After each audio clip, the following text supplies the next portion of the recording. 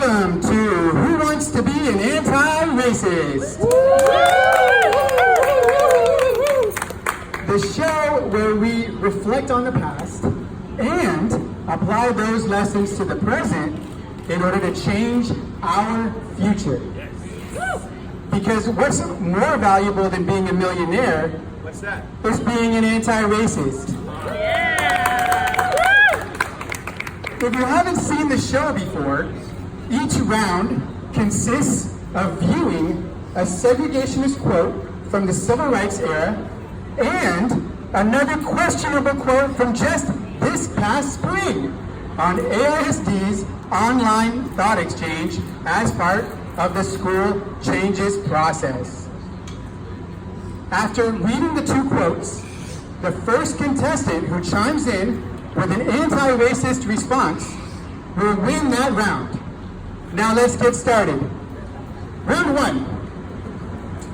Our segregationist quote from the civil rights era says, "Please don't send my child to the slums." And from this past spring, crime, bullying, gangs. I have kind, gentle children who will not thrive in the schools proposed and the reputations of them. Yes, Emily. Okay. All right, now I have to answer. Okay. Vincent, I think we sometimes forget that our words don't exist in a vacuum. That we are not better parents, we don't love our kids more than other parents, and our kids are not better kids, and they don't deserve better than other children. Often the reputation of a place, such as a school, has more to do with those of us who think those things than the actual place. Woo! Our biases and perceptions may be subconscious, but they are real, and they create behaviors and choices that literally shape our reality. When we frame it as being simply about this moment, my choice, my parenting, my child, we forget that the present is shaped by the past. And that's how we end up with a system, as Chenjerai Kumanyika says, where somehow we who are definitely not racist can be incentivized to participate in oppression and white supremacy, all in the name of good parenting. That is correct! Great job, Emily. Emily, tell us a little bit about yourself. I live in Austin. I have kids at Blanton Elementary School and Martin Middle School. All right, give it up for Emily, y'all. Good answer, good answer. Round two. A quote from, a segregationist quote from the civil rights era.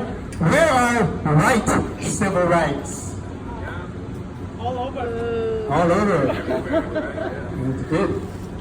And from just this past spring, on AISD's Thought Exchange online, I bought a house expecting certain schools. Deb. Hola, buenas noches, gracias. Ok, so uno puede pensar que comprar una casa no va a cambiar nada, que siempre va a ser igual, el barrio, las escuelas, pero las cosas cambian y tienen que cambiar. ¿Dónde están los derechos civiles de los blancos? ¿Usted pregunta? Pues están en todas partes, comenzando por la Constitución de los Estados Unidos. Los derechos de la gente blanca fueron los únicos derechos cuando se fundó este país. Y no hemos venido tan lejos desde ese entonces, porque los derechos de los blancos y los privilegiados se protegen por todas partes, siempre. En cuanto a escoger dónde vivir o comprar una casa, estos derechos fueron codificados en leyes sobre alojamiento residencial y prácticas que lo hicieron imposible para gente de color, gente negra, gente latina, conseguir préstamos, hipotecas. Barrios enteros fueron puestos en rojo, queriendo decir que no se podía conseguir una hipoteca para una persona de color vivir en estos barrios. El privilegio inherente en esta cita ignora las razones históricas porque no tenemos todas las mismas elecciones. ¡Claro que sí!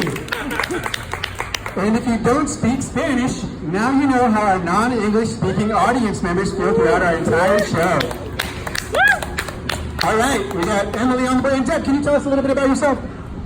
Sí, soy una mamá de 4 hijos en AISD, vivo en Austin. Mis hijos van a diferentes escuelas, van a Lively, van a Killian, Travis y Rose Young. Qué bueno, qué bueno. de las escuelas públicas. Y the third round, our segregationist quote from the Civil Rights era, neighborhood schools for all. Sounds right, sounds good, right? On the line there. And then from just this past spring on ASC's online thought exchange, children should be attending the closest possible school to their home, not driving past two closer schools to get to the school. Jamie! Woo! All right. Thanks, Vincent. Well, if you read The Color of Law, you learn about how VA loans following World War II went overwhelmingly to white veterans, particularly in the Jim Crow South. Following the end of de jure segregation, which was made illegal, segregation was de facto and left intact through shady practices like redlining in neighborhoods, restrictive covenants in titles and deeds.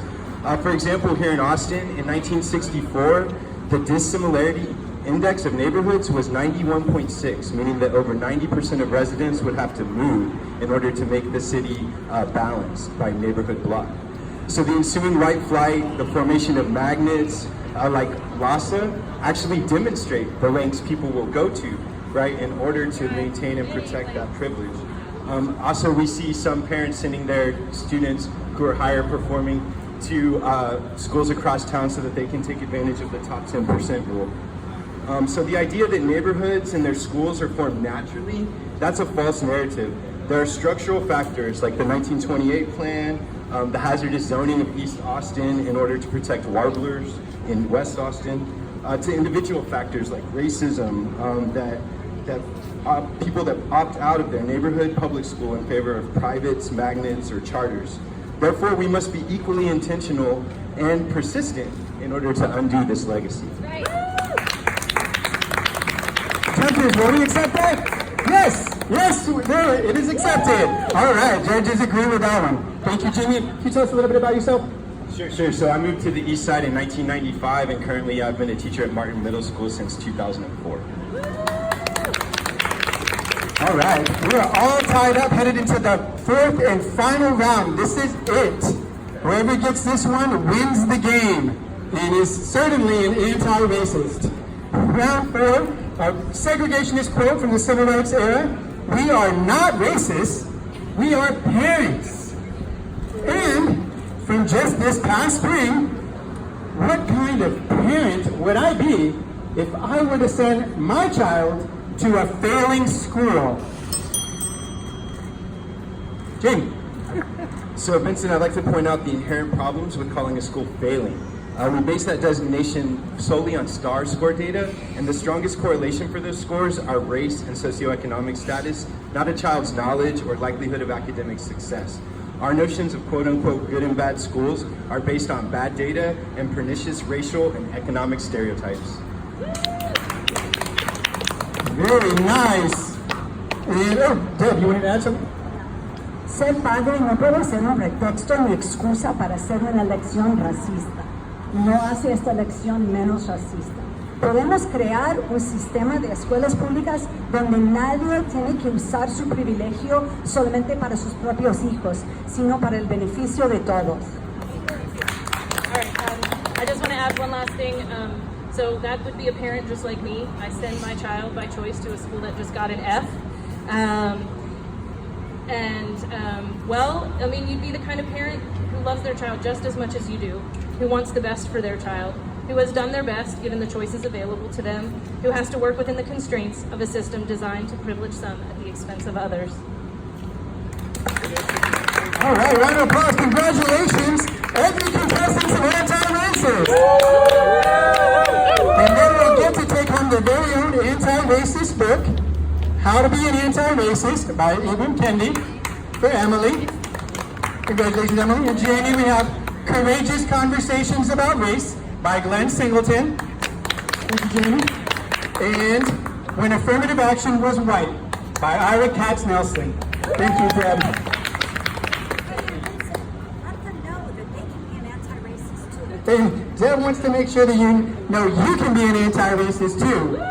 And we recognize that in life and schools, we have winners and losers. But we're trying to envision a public school system where there aren't winners and losers. and we all share the burdens and rewards. Public schools are for the public good, but we've allowed our public schools to become de facto private segregationist academies. We also recognize that there is intense pressure to see our kids succeed, but we can resist those attitudes and reinvent the idea of winning. Thank you all for watching Who Wants to Be an Anti-Racist?